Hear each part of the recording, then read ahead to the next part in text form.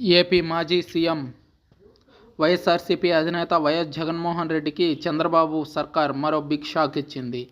ఆ శాఖలో అక్రమాలపై సిఐడి విచారణకు ఆదేశించింది.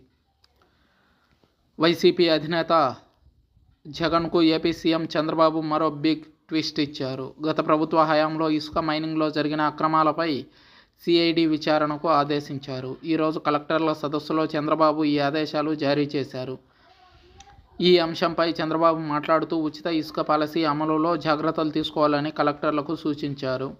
అక్రమాలు జరిగితే సహించేది లేదని హెచ్చరించారు. ఇసుక అక్రమాలను చూస్తూ ఊరుకుంటే కలెక్టర్లను కాల్బ్యాక్ చేస్తానని స్పష్టం చేశారు. ఇసుక రవాణా ఛార్జీల్లో సమస్యలు వస్తున్నాయని చంద్రబాబు వ్యాఖ్యానించారు. ఇసుక సరఫరాలో పూర్తి పారదర్శకత వ్యవహరించాలని సూచించారు. ఇసుక సరఫరాలో ప్రతి స్టెప్ను డిజిటలైజేషన్ చేస్తామన్నారు. ఇదిలా ఉంటే ఏపీలో చంద్రబాబు సర్కార్ అధికారంలోకి వచ్చిన వెంటనే గత ప్రభుత్వం తీసుకువచ్చిన ఇసుక పాలసీని రద్దు చేసిన విషయం తెలిసిందే.